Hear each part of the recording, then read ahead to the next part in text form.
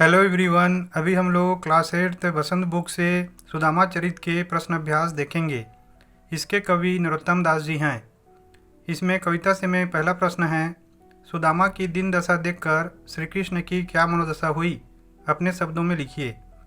तो देखिए, जैसे ही सुदामा की गरीबी वाली अवस्था को श्री कृष्ण देखते हैं, उनका मन अत्यंत दुखी हो जाता है और दुखी मन के कारण उनकी आँखों से अविरल आंसू निकलने लगता है और आंसू इतनी मात्रा में होता है कि उसी से सुदामा के पैर जो है ना धुल जाते हैं।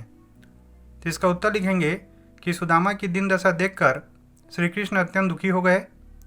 दुख के कारण उनकी आंखों से इतने आंसू निकले कि सुदामा के पैर धुल गए। इसमें दूसरा प्रश्न है, पानी प्रात को हाथ छुयो नहीं, नैनन के जल सो पग धोए। पंक्ति में वर्णित भाव का वर्णन अपने शब्दों में कीजिए।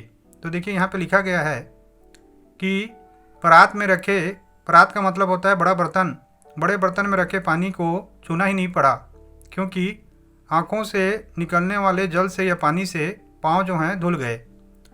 इसका उत्तर लिखेंगे कि उपरोक्त पंक्तियों का भाव यह है कि सुदामा की दिन दशा देखकर श्री कृष्ण के आँखों से निकले आंसू से सुदामा के पैर धुल गए, परात में रखे पानी को छूना भी नहीं पड़ा। प्रश्न 3 है, चोरी की बान में हव जू परवीने। इसमें एक प्रश्न का है, उपयुक्त पंक्ति कौन किससे कह रहा है। इसका उत्तर है, उपयुक्त पंक्ति श्री कृष्ण अपने बाल सखा सुदामा से कह रहे हैं। इसमें प्रश्न ख है, इस कथन की पृष्ठभूमि स्पष्ट कीजिए। तो देखिए, सुदामा जब श्री कृष्ण से मिलने आते हैं तो उनकी पत्नी जो है श्री कृष्ण को उपहार स्वरूप देने के लिए कुछ चावल देते हैं, लेकिन संकोच के कारण सुदामा वो चावल श्री कृष्ण को नहीं दे पाते हैं कि श्री कृष्ण क्या सोचेंगे, और श्री कृष्ण इसको उसी प्रकार की चोरी मानते हैं जैसे बचपन में उन्होंने चोरी से उनके हिस्से का चना खा लिया था। तो इसका उत्तर लिखेंगे, सुदामा द्वारा संकोचवश पत्नी के दिए चावल नहीं देने को श्री कृष्ण चोरी मानते हुए कहते हैं कि सुदामा चोरी में पहले से ही निपुण हैं। प्रश्न ग है, इस उपालंब शिकायत के पीछे कौन सी पौराणिक कथा है। इसका उत्तर लिखेंगे, इस शिकायत के पीछे एक कथा है कि बचपन में आश्रम में गुरु माँ ने सुदामा और श्री कृष्ण को खाने को चने दिए थे, जिसे सुदामा ने चोरी से खुद खा लिया था। प्रश्न 4 है, द्वारका से खाली लौटते समय सुदामा मार्ग में क्या क्या सोचते जा रहे थे, वह कृष्ण के व्यवहार से क्यों खींच रहे थे। सुदामा के मन की दुविधा को अपने शब्दों में प्रकट कीजिए। तो देखिए, जब द्वारका पहुंचते हैं सुदामा तो श्री कृष्ण उनकी मेहमान नवाजी तो बहुत अच्छे से करते हैं, लेकिन सुदामा को आशा था कि उनके जो राजा मित्र हैं कृष्ण, वो जाते समय उनको धन दौलत देंगे, लेकिन श्री कृष्ण उनको खाली हाथ वापस कर देते हैं। इसी बात की खींच जो है उनके मन में थी। तो इसका उत्तर लिखेंगे कि अच्छे अतिथि सत्कार के बाद भी श्री कृष्ण द्वारा खाली हाथ लौटाने से लौटते समय सुदामा दुखी थे। श्री कृष्ण द्वारा धन दौलत देकर विदा करने की जगह चोरी का आरोप लगाने के कारण वे खींच रहे थे। प्रश्न 5 है, अपने गांव लौटकर जब सुदामा अपनी झोपड़ी नहीं खोज पाए तब उनके मन में क्या क्या विचार आए, कविता के आधार पर स्पष्ट कीजिए। तो देखिए, जैसे ही सुदामा गांव लौटते हैं तो पाते हैं कि उनकी झोपड़ी जो है ना अब गांव में कहीं नहीं है। उनकी झोपड़ी की जगह में स्वर्ण महल बन गए हैं और आने जाने के लिए वहाँ पे हाथी घोड़ों की सवारियाँ हैं। इसका उत्तर लिखेंगे, गांव लौटकर अपनी झोपड़ी नहीं खोज पाने से सुदामा को ऐसा लगता है जैसे वो द्वारका वापस आ गए हों, क्योंकि गांव में अब स्वर्ण महल और सवारी के लिए हाथी घोड़े हैं।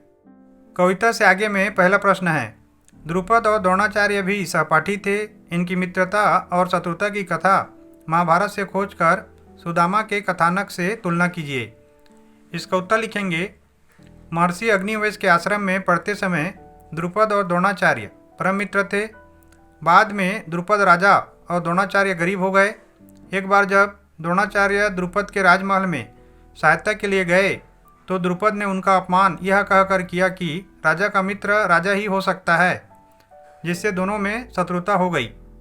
इसके विपरीत श्री कृष्ण को न केवल सुदामा की मित्रता याद थी, बल्कि उन्होंने उसका सहयोग भी किया। इसमें प्रश्न 2 है, उच्च पद पर पहुंचकर या अधिक समृद्ध होकर व्यक्ति अपने निर्धन माता पिता भाई बंधुओं से नज़र फेरने लग जाता है। ऐसे लोगों के लिए सुदामा चरित कैसी चुनौती खड़ी करता है, लिखिए। इसका उत्तर लिखेंगे, सुदामा चरित हमें यह शिक्षा देता है कि जीवन में संबंध बड़ा होता है, पद या धन नहीं।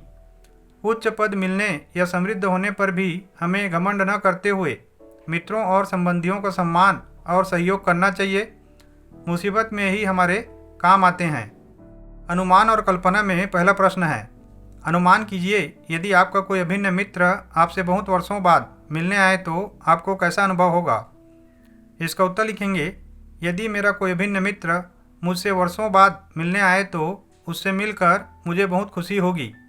मैं उसका स्वागत और सत्कार दिल से करूँगा।